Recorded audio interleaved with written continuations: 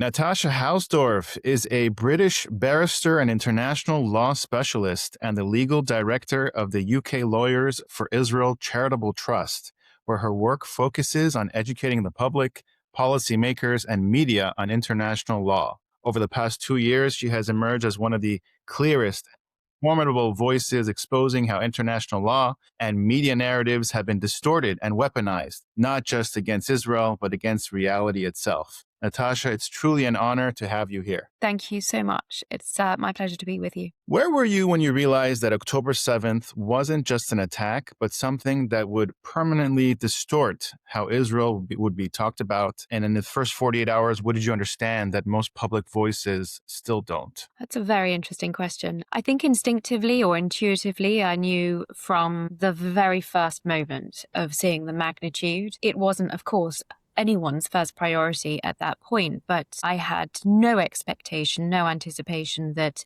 Israel would be treated fairly in the discussion that ensued. And in fact, in the very first interview that I did, I believe it was on Sky News on the 8th of October, I said, remember this time, remember what it is that you're saying about Israel, because this will not last long. And indeed, in London, there were already celebrations in Edgware Road, people handing out baklawa, setting off fireworks on the 7th of October itself.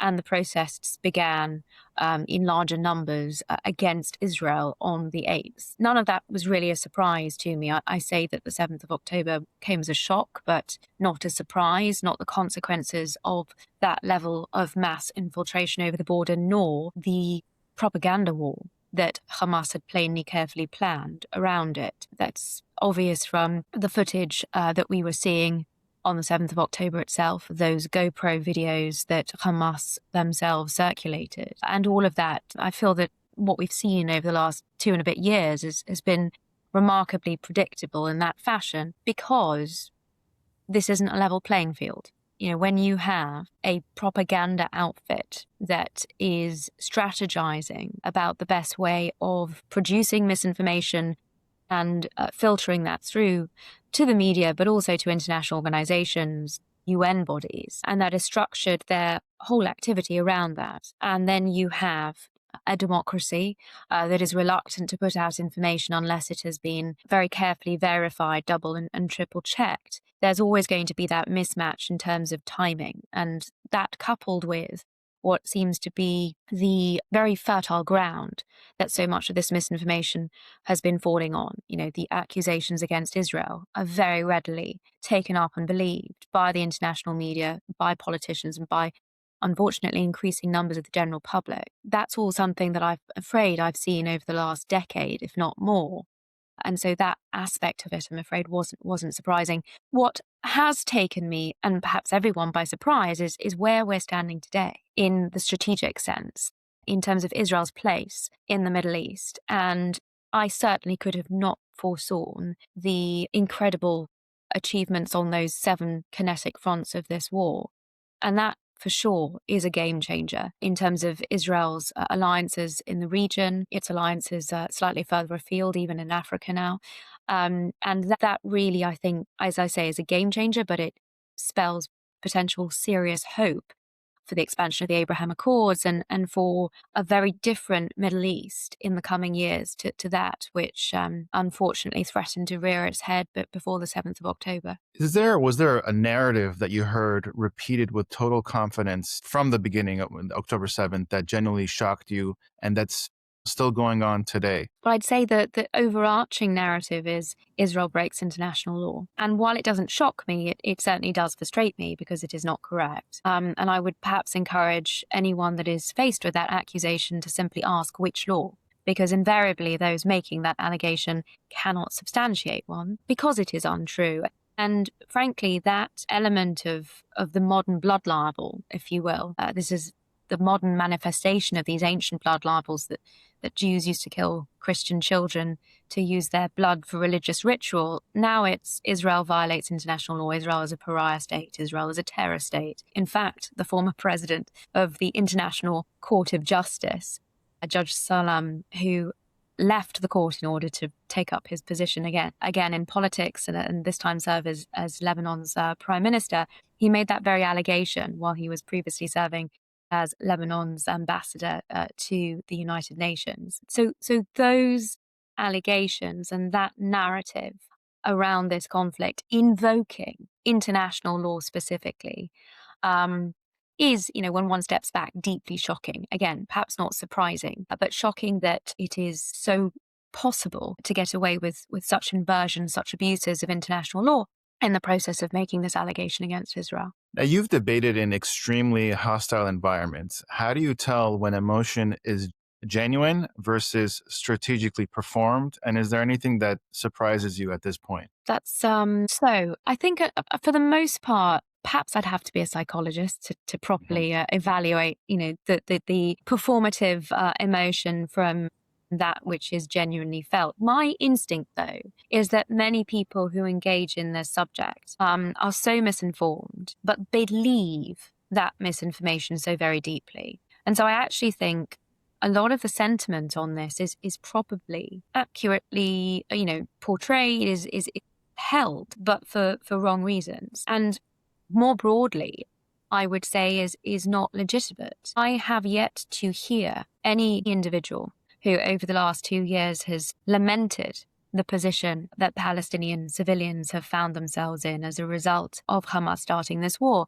I've yet to hear any of these individuals that profess to care for these Palestinians calling for something very simple, which would have completely altered not just the fate of many of these civilians, but also, I do believe, the course, trajectory, length of this war and Israel's success against Hamas. And that is very simply to have called on Egypt to comply with its obligations under international law, to open the border that it shares with Gaza at the Rafah crossing, to permit civilians to leave a war zone. And in the words of the African Union Convention on Refugees, which Egypt is a signatory to, it ratified that treaty in 1980, to facilitate the passage of those civilians fleeing civil disorder.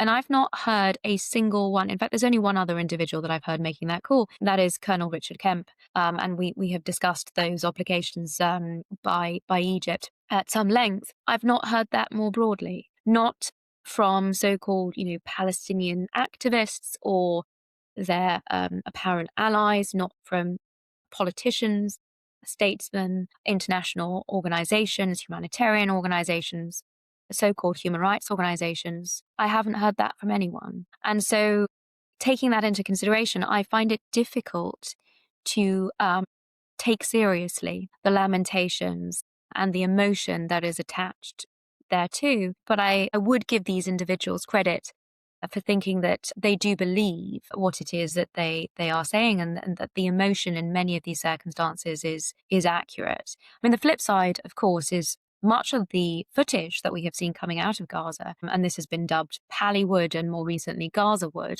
much of the emotion that is on those videos that are intended to go viral, on TikTok and Instagram and other social media platforms, that is indeed and has been demonstrated to be manufactured and not real emotion. But in terms of those individuals that I encounter, in a debating context, on media or at universities or in other contexts, then I don't necessarily have reason to think that their emotion is affected. How do you personally stay composed when the room starts to unravel? Like, was there a moment, for example, at Oxford University where you realized the room had decided the moral outcome before the argument even began? Yeah, before I got there, for sure. I was at Oxford and I was an active member of the Oxford Union when I was at university. It has been clear to me for some time that organization unfortunately went entirely off the rails and became so discredited. And yet, I took up that invitation, and not only that, I ensured that we had a very strong team, including Jonathan Sacerdoti, renowned journalist and commentator and now podcaster, and importantly, 2 Arab voices on this subject, Yusuf Haddad and the so-called Green Prince, son of Hamas, Mossab Hassan Yusuf. Those were 2 voices that the organizers at the union were very reluctant to give a platform to, but nonetheless had to on the basis that we stood there as a team, or none of us would participate. That was an ultimatum that we had to give to the Oxford Union when they were seeking to deplatform the Arab contributors to this debate, even before the evening had begun. And then, of course, upon arrival, the manner in which we were all treated left nothing to the imagination in terms of how this evening had been set up. So there was no question really of going to persuade or necessarily to win the debate. And that much was also clear when the first speaker, goodness, whose name now escapes me, left immediately after his speech. He gave his speech, made a series of very egregious false accusations against Israel, and then disappeared from the chamber. We also had one of the team members of the proposition, Norman Finkelstein, who pulled out immediately before the debate as well. So, I mean, the setup was a circus, but I think it was important to demonstrate that that circus by attending. And I think the very fact of our attendance and the decorum with which those members of the opposition benches conducted themselves was such a stark foil, such a stark contrast to the shockingly rude, aggressive, threatening display from both the proposition speakers, but also the people that the union had essentially packed the union chamber with, all, decked out in keffiyehs. It made it so much more important to go and to present the reality, the legal position, the proper narrative, the facts, and that argument. I have to say, by the time I actually got up to deliver my speech, it was 11:40 p.m. The conduct of the evening had been so farcical, so I was exhausted. I don't know what I necessarily delivered, but it's easier, I think, to maintain, if you will, that sense of calm when the facts and the law and the history is on your side. I've never found that actually to be very much of a challenge. And I think throughout many of the encounters that I've had over the last couple of years, the more irate, hysterical, shouty that the other side become, the easier it is just to, come back to the facts and the evidence. And certainly, that's what I do in my day job, in my profession as a barrister. One would never lose one's cool in court, so I wouldn't treat this particular arena any differently. Well, I just want to confirm something. The Oxford Union, when they posted Mossab's video, they posted a censored version. Apparently, they wanted to throw him out, and it was your argument that saved him. Is that correct? Or that was my reading of the situation. It was extraordinary, and it doesn't quite come across on the recordings. But yes, he was being viciously attacked by members of the audience, and I understand from him afterwards. My Arabic isn't great, and so I didn't know what was being said. But the nature of the comments and the remarks and the threats that were being made to him are the worst that you can possibly imagine, were the worst. And in that context, the inversion of the reaction by the president, rather than to expel those who were in such flagrant breach of the union's rules, demonstrating such aggression, hostility, and threats of truly violent abuse towards an invited speaker, rather than expelling them, the president did indicate that Mossab would not be permitted to continue his speech and would be escorted out of the chamber. I don't know if my words shamed the president into reversing his decision, but there was a complete 180 after I called out that behavior. And in a sense, perhaps because I was able to invoke, my own experience of that union, an organization that I once had such tremendous respect for. In fact, I have to tell you, when I was accepted to read law at Oxford, the very first thing I did was immediately work out the process for joining the Oxford Union. I was a debater at school and university. It was such a big part of my university experience there. And I think perhaps, the confidence and perhaps even the area of authority that might have given me, given that the debate itself, as all events at the union was being run by students, that might have tipped the balance. But I am glad that decision was revoked. Unfortunately, however, when I called on the president to take action, there were many, many police outside of the chamber. And when there was a violation of the law of England and Wales, and a breach, an offence, in fact, under the Terrorism Act by Miko Peled, when he praised Hamas and the events of the 7th of October. The president didn't heed my warning and my request that he alert the police to that having occurred. And so, unfortunately, that wasn't dealt with on the evening. But that's a reflective of how that institution has fallen so very badly. What do you think has changed at Oxford since you attended there? Like, what can explain their downfall? So it's a trend and a pattern that we have seen throughout so many universities. I don't care to recall how long ago my time at Oxford was, but it was already very much in train then. There was great support for anti-Israel speakers when they came. The university organizations that were Israel related or Jewish related did tend to have difficulty hosting events because of security issues. The university was not generally particularly supportive. This was, of course, before organizations like Stand With Us and Camera on Campus had a presence really in the United Kingdom. And so I think these days students themselves who wish to conduct debates about Israel, have speakers from Israel, have a great deal more support from student organizations.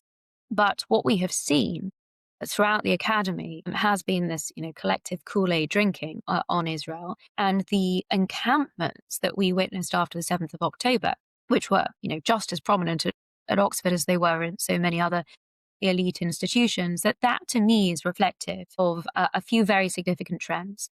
One is the teaching of shame and guilt over so-called Western colonialism and the atrocities committed by the West. These are essentially placed upon students at these institutions, especially if they happen to be, of white British origin, and they are made to feel responsible and guilty for what they are told is the wrongdoing of previous generations. That, coupled with, I think, a general lack of purpose amongst, if I say the younger generations, I sound a bit like a grandma, but you know what I mean, a general lack of purpose and pride in the Western liberal democracies that many of these students have had the great privilege of growing up in, pride in the freedoms that they enjoy. And so you've got this perfect storm, a sense of purpose that is being offered to them, even if it involves camping out in support of an internationally prescribed terrorist organization. It enables them to feel part of something. And the donning of that uniform of the keffiyeh, the mindless repeating of these slogans, these genocidal chants from the river to the sea, especially after the 7th of October, celebrating that resistance by all means necessary. And so much of what we've, of course, seen across campuses on the US, that is reflective of that shame, that guilt that has been imposed on these young people, and really this complete absence of purpose, which these pro-terror organizations have been able to fill that void and create a very powerful movement. That is also underpinned by so much of the teaching and what is happening in the classrooms and the rewriting of curricula, especially around the Middle East, to demonize Israel, to target Israel. And nowhere is that more powerful, I believe, than in the International Legal Academy, and how international law is being warped and manipulated and abused, essentially as a modern manifestation of anti-Semitism. Lord Sachs, the former chief rabbi of the United Kingdom, the late great Rabbi Sachs, he talked about anti-Semitism as a mutating virus. And what began as a focus on the Jewish religion mutated to a focus on the Jewish race. It now focuses on the Jewish state. And it is international law that is the critical mechanism, the delivery mechanism of that modern manifestation of anti-Semitism. And in so many respects, international organizations, they play a significant role in this. We can come on to discuss some of the ways in which they do that. But the universities, especially because they play such a significant role in the development of international law, the writings of the greatest jurists of the era are considered, in fact, to be a source of international law, a secondary source, but a source nonetheless. And that is immense power within universities, within the academy. And that perfect storm that we've been seeing for many decades now really, really came to fruition after the 7th of October. Do you personally think that most journalists covering Israel are misinformed or selectively informed? And what is the most revealing question that the media almost never asks about Gaza? I think it is a combination. Again, I've engaged with many, many journalists, and I think at this stage, they are the product of a system where they have been trained in a particular way. It seems to me to ignore the censorship that they are necessarily expected to impose on their reporting in the Middle East. And a couple of anecdotes might give flesh to what it is that I'm describing. Douglas Murray is an old friend, and he described being embedded with the IDF in Lebanon. So unlike in Gaza, where all of Gaza is essentially the front line, the IDF were able to take journalists into Lebanon on embeds, and Douglas was there with a number of colleagues of his from the international media who were very open about the fact that they needed to be very careful about what they reported because of their colleagues in Beirut and what Hezbollah would do to them if the wrong thing was said. And this wasn't hidden. This was very matter of fact. And we see this, of course, it's not a surprise to anyone who's followed, reporting throughout the Middle East for decades. Ati Friedman wrote about his experiences as part of the Associated Press in Jerusalem, probably some 15 years ago now, talking about the editorial lines, the expectation, and the censorship that he was expected to impose. He's given an interview more recently, specifically talking about reference in an article to Hamas dressing in civilian clothing, that having to be expunged because of the threats to journalist colleagues of his by Hamas. Right at the beginning of the conflict after Israel's withdrawal, Israel's unilateral withdrawal in 2005, Hamas essentially took control in a violent coup in 2007, and then the first Operation Cast Lead began in 2008. And at that stage, the BBC, I know, were continually reporting from the lobby of Al-Shifa hospital in Gaza. That is where they interviewed Hamas officials, because these Hamas leaders would come up from the tunnels underneath Al-Shifa hospital, give their interview in the lobby, and then go back down into their underground terror network. And so that was common knowledge amongst the BBC, who in this conflict challenged this notion that Al-Shifa was a Hamas command and control center, or indeed that there were tunnels under other hospitals. This was challenged by other media sources. That is not honest. It is not journalistic integrity. And it has been palpable throughout this conflict and throughout the reporting of it that Hamas propaganda has simply been parroted. From the Al-Shifa hospital on the 17th of October, where the BBC was immediately reporting that this was an Israeli airstrike that killed 500 people. It's a totally false story. If you recall, it was a Palestinian Islamic Jihad rocket that fell short in the Gaza Strip, but it fell in the hospital car park.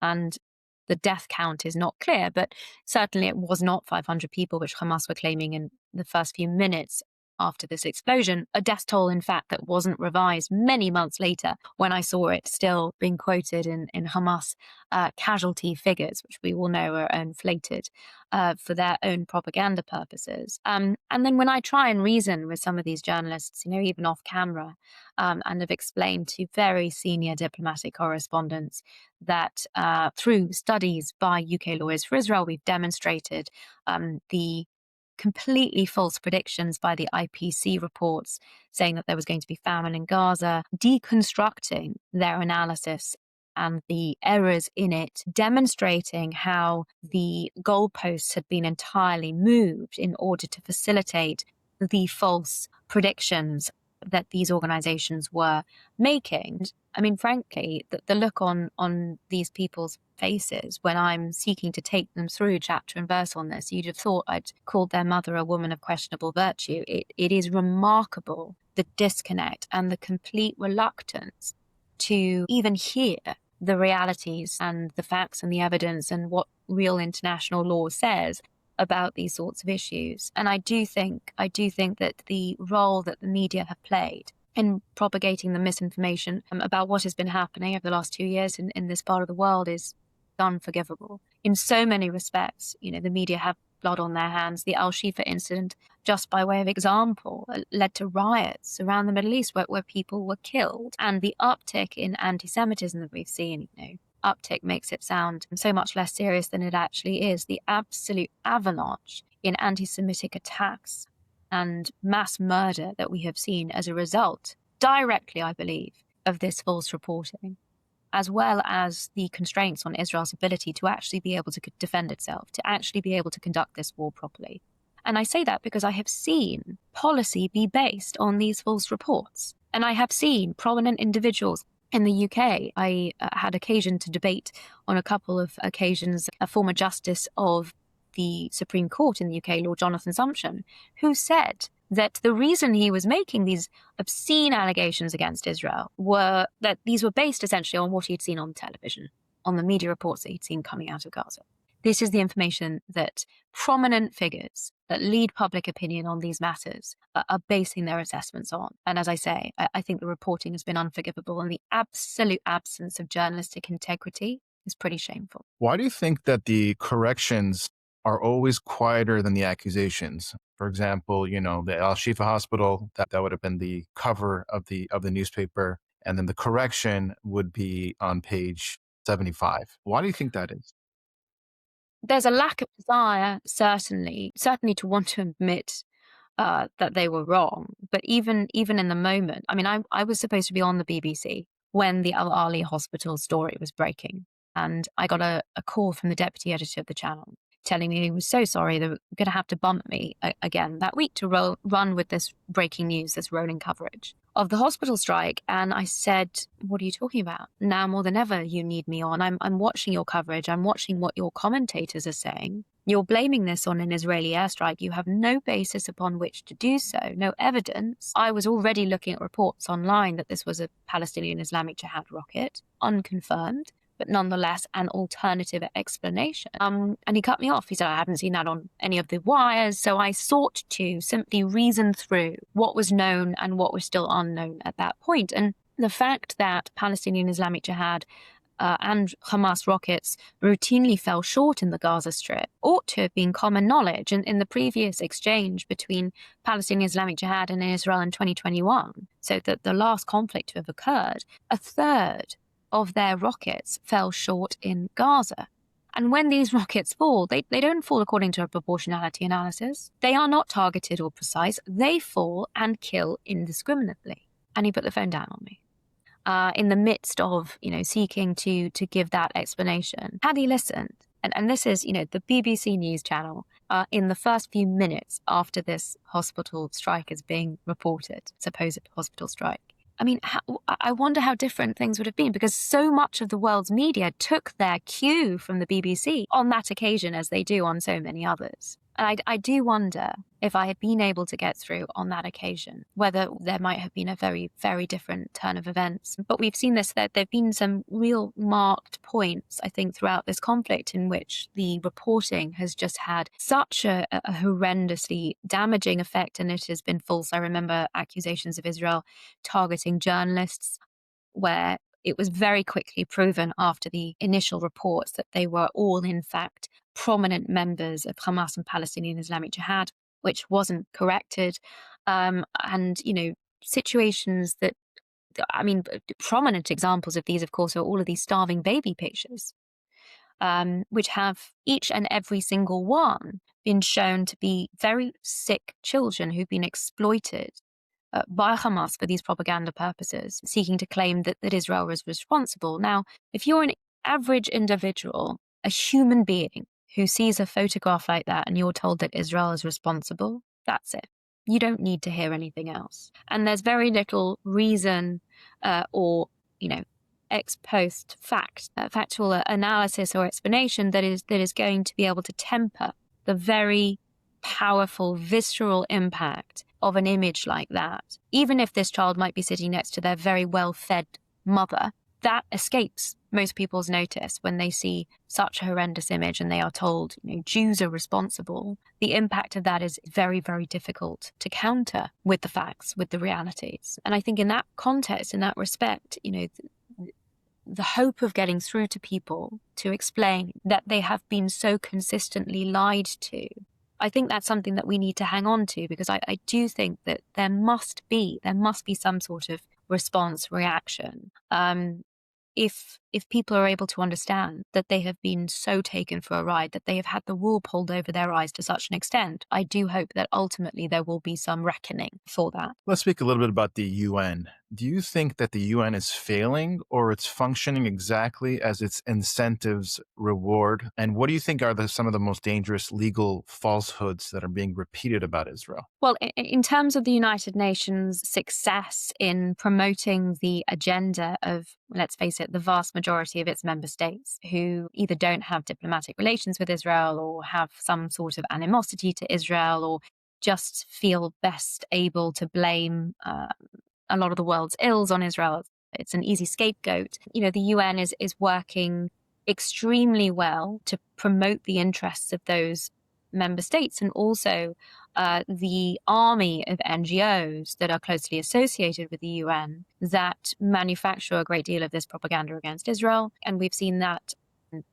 hugely, significantly in the context of some of these worst accusations, false accusations against the Jewish state, these canards of recently genocide. In fact, the Commission of Inquiry of the UN Human Rights Council put out a report accusing Israel of genocide, which was mainly lifted from reports that had come before from UN affiliated organizations and also from Human Rights Watch and Amnesty International. Amnesty International in their report, just by way of example, make it perfectly clear that they are simply parroting Hamas propaganda, because in their methodology section, they say we do not have a presence on the ground in Gaza, so we rely on local government authorities for information.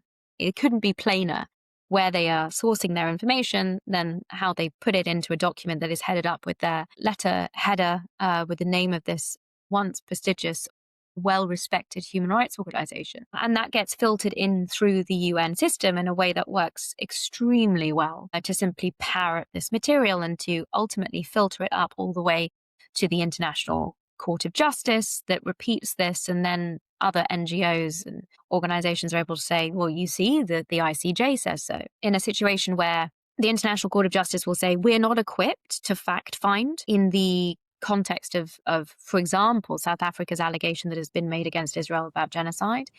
And yet we will, and indeed also in the advisory opinions that it has it has given, that it has advised on, we're not going to find any facts, they say, because we're not equipped to do that.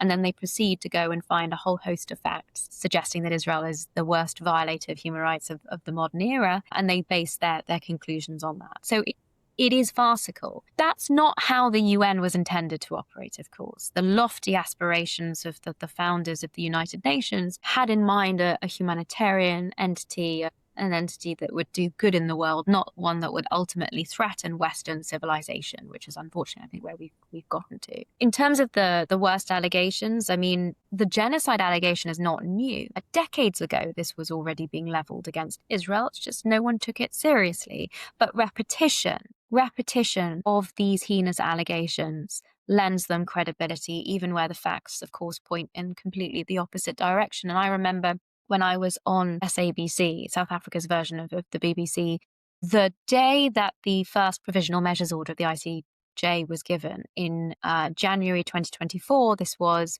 a provisional measures order in relation to South Africa's claim alleging genocide. The World and his wife said, well, the ICJ's found Israel guilty of genocide or plausibly guilty of genocide, or that there's a plausible risk of genocide. None of these things were actually true. But I remember the words of my counterpart in this debate on South African television, who said, isn't it marvelous? Now we can finally use Israel and genocide in the same sentence and nobody can tell us otherwise. And this is what it was about, shifting the Overton window, shifting the acceptable parameters of debate around Israel and seeking to link these words to it. And, you see that in the context of the slogans on so many of these hate marches and pro-terror marches. It's not just calling Israel a genocidal entity. It's actually saying end the silence on genocide. It's going a step further. It presupposes, Israel's guilt on these matters.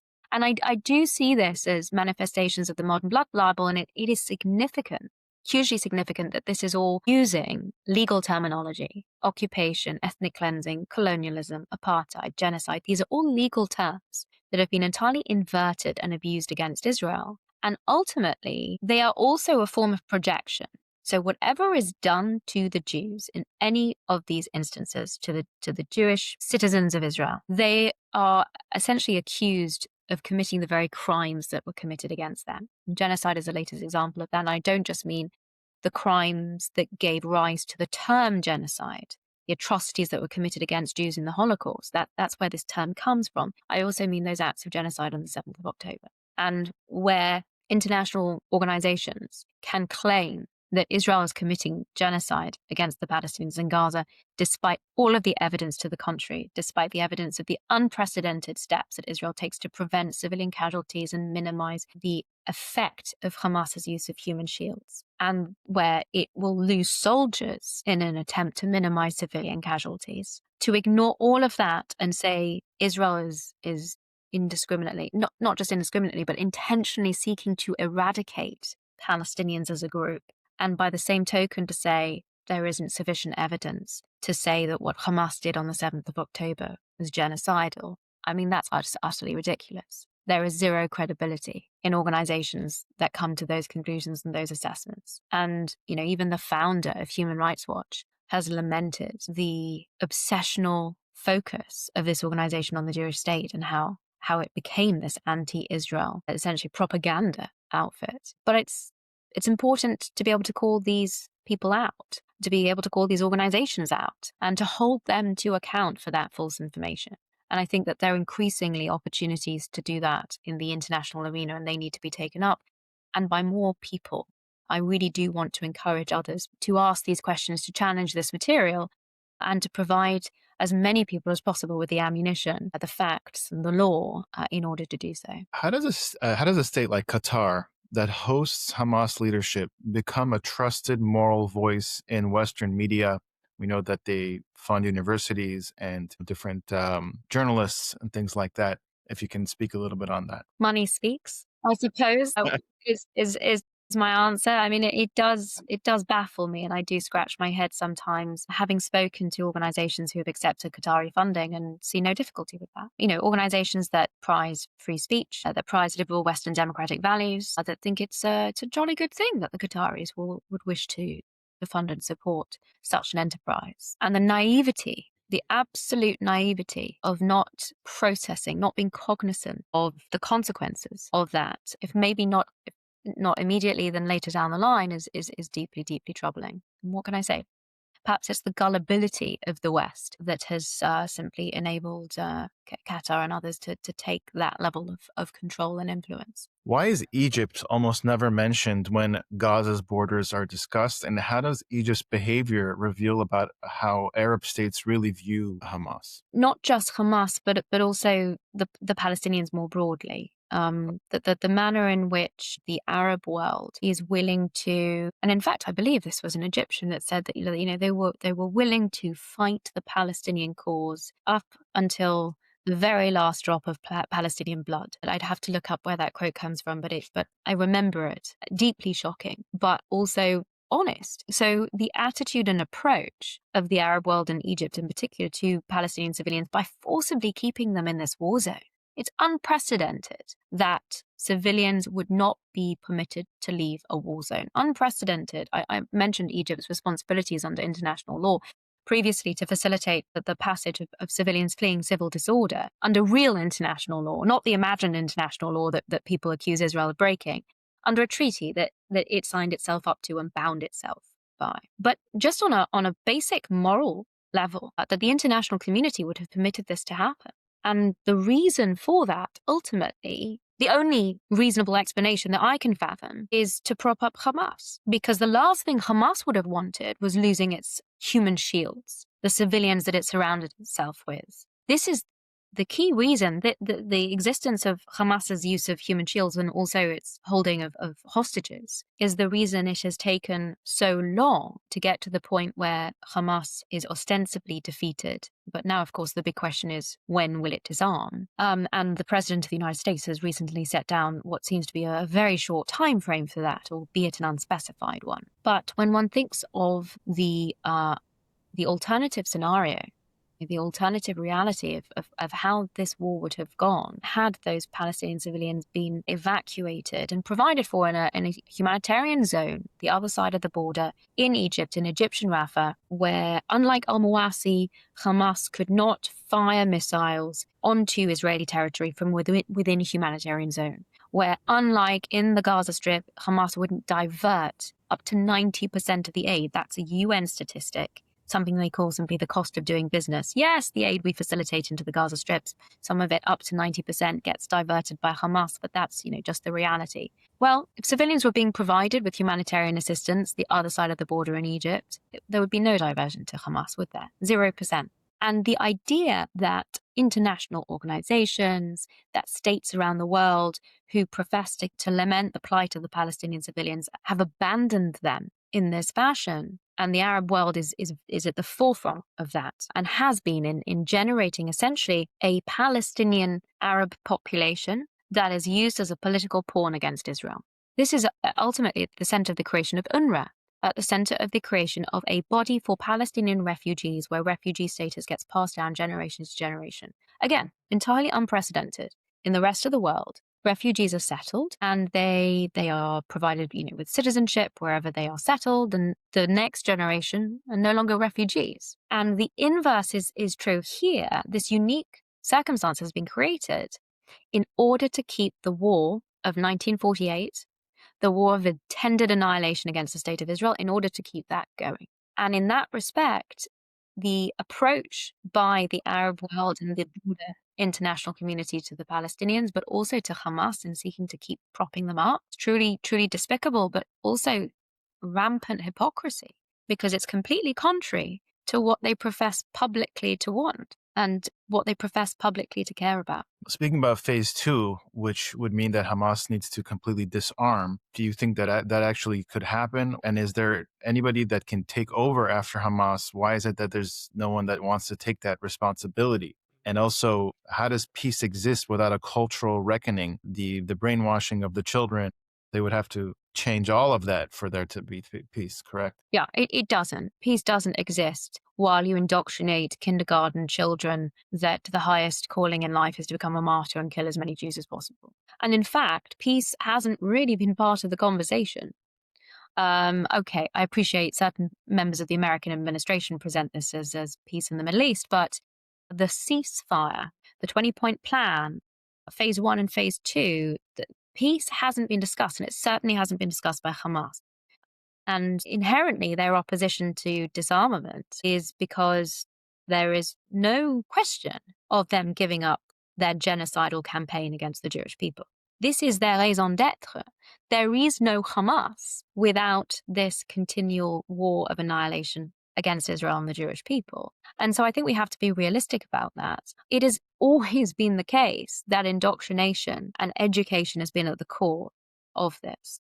And that's very much tied to what I was just talking about with respect to UNRWA, this perpetuation of the conflict through successive generations of refugees. UNRWA is the key deliverer of that propaganda, of that indoctrination in UNRWA-run schools, according to textbooks that teach children arithmetic on the basis of, how many Jews are killed, or teach physics on, the basis of how a slingshot works, to encourage them to throw stones at Israeli soldiers and Israeli civilians alike.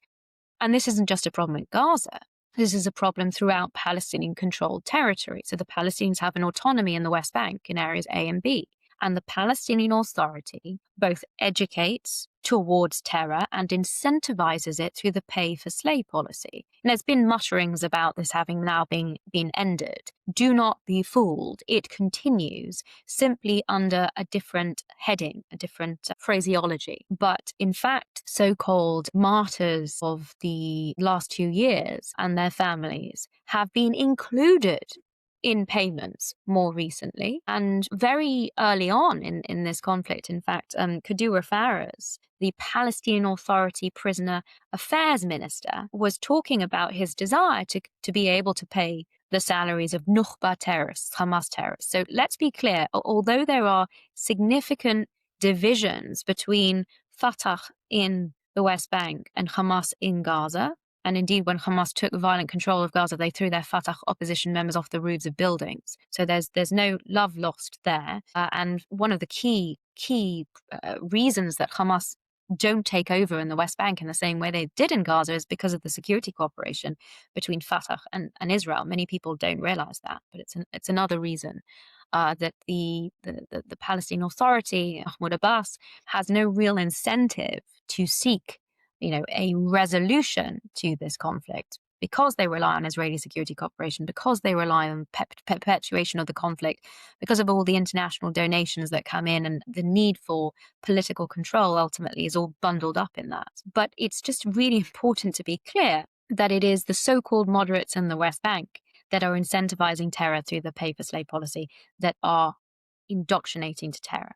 And when they pay the salaries of these terrorists, they do not discriminate depending on, which denomination of terror group you belong to. But they are treated very much in a collective, the martyrs of the Palestinian people. And terrorism is celebrated and embraced. And until that is addressed, and until there is a desire in the international community to address this, what possible discussion can there be about peace? The most encouraging experiences that I have had when visiting Ramallah has been going to a venture capital startup fund looking to create Silicon Valley in the West Bank. Wadi is valley in Arabic, and the idea was to create, a Palestinian middle class with a stake in society, with trade, economic links with Israel and the rest of the Arab world, and to alter the dynamics within Palestinian society there in order to improve the life of ordinary Palestinians, and to use that as a starting point with which to build.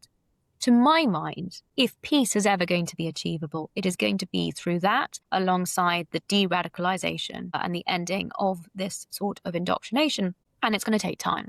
When Moses walked the Jews for 40 years in the desert, there are lots of debates about why this was the case. But the most powerful explanation that I remember hearing for why it took quite so long to cover that distance was because when the Israelites left Egypt, they left a generation of slaves. And before that they could enter the land of milk and honey, that generation needed to change, and the new generation needed to be educated in, I suppose, Western liberal democratic values, biblical style. And that takes time. It takes a generation or two. And every single day that kindergartens in these territories continue to teach martyrdom, peace is pushed back another 40 years at least. And that's the real tragedy of the situation. When I travel around and I have the opportunity to meet with politicians and policymakers, that is one of the key messages that I think people need to understand, to see these textbooks, to see Palestinian Authority Kids TV and the Bumblebee that teaches them how to kill Jews, and to really understand and internalize what the core of this conflict is about. It's not about land. It's about this vicious genocidal ideology and the child abuse, day in, day out, that constitutes indoctrinating children in this genocidal ideology. You spoke about anti-Semitism. You touched upon it. You had the famous monk debates where we said that anti-Zionism is anti-Semitism, which you beautifully performed with Douglas Murray. What do you think resonated with the crowd? What are some, proofs that anti-Zionism is anti-Semitism? And from what we see around the world, what we saw in Bondi Beach, if you can just speak about that for the last few minutes. I think that the facts and the reality, I went through a number of blood libels and explained that sort of evolution and the mismatch between those accusations and reality, which is the manifestation of anti-Zionism, and really links it to this ancient anti-Semitism. It is a modern subset of the world's oldest hatred. And I think that plainly resonated with people. There was a lot of information to cover in a very short space of time. I think it was also pretty helpful that, unusually perhaps, I was able to catch Mehdi Hassan red-handed in a lie, where he totally inverted a quote by Lord Arthur Balfour. It's very difficult to be able to so clearly pinpoint these falsehoods when one hears them. You'll hear arguments for and against, but being able to point to something that was so demonstrably false in the moment, I think was extremely helpful because it ultimately affected the credibility of the other side and what they were arguing for so dramatically. One of the real benefits that Douglas and I had in that debate was our honesty and integrity and the fact that we had the facts on our side. And it is ultimately very, very difficult unless you are someone who objects to the very notion of a nation state. And John Lennon style believes in no more borders and we should all live amongst each other and come and go as we please. Unless you are of that sort of particular hermit outlook, if you say you are an anti-Zionist and you only have a problem with the nation state of the Jews, that is inherently anti-Semitic. You cannot get away from that. And I think reasoning of that nature, breaking it down and refusing to allow the opposition, and Mehdi Hassan in particular was seeking to do this, to shift the parameters of the debate, to redefine the motion and to class Zionism as a political ideology, as opposed to what it is as its essence is the belief in the Jewish people having a nation state. I think that attempted manipulation was pretty clear. And I think through delivering the facts and the reality, and Douglas speaking about his experiences on the ground also over the course of the war that ensued after the 7th of October, that is what won the day on that occasion. But it's so rare. It's so rare that you have an audience these days that is open to being persuaded on these issues, that isn't coming with preconceived ideas and isn't simply listening to you, but having the words go in one ear and out the other because they are so saturated with this venomous propaganda that presents Jews as baby killers or baby starvers or otherwise of genocidal intent. And so it was, I think, a unique opportunity. Wonderful to team up again with Douglas. The last time I spoke with him in debate was in 2008. And it was a dream team. I want to thank you for everything that you do for the Jewish people, for the state of Israel. You're just amazing. And I just want you to, keep up the great work. And if there's a final message or if you want to, how can people find you? I'm sure they see you all over, but if you want to. I do now have Instagram and X, so I'm making a concerted effort with some very valuable assistants to put out material there. And so yes, please do follow on those platforms. And what I would perhaps leave you with is, we've heard so much about the 7 fronts of this war, the kinetic fronts that Israel has been fighting. But increasingly, we're talking about this 8th front: international diplomacy, international law, international media. And that front requires an army. And so in some of the things that we've discussed, the ammunition to fight that war and to build that army is so critical, with the facts, with the real law and the real historical narrative. So if I can encourage people to arm themselves with that material and to use some of the material, the videos and podcasts and webinars that we're putting out, then my work here is done. And thank you so much for the really piercing questions. I thought they were fantastic. Thank you. I appreciate it.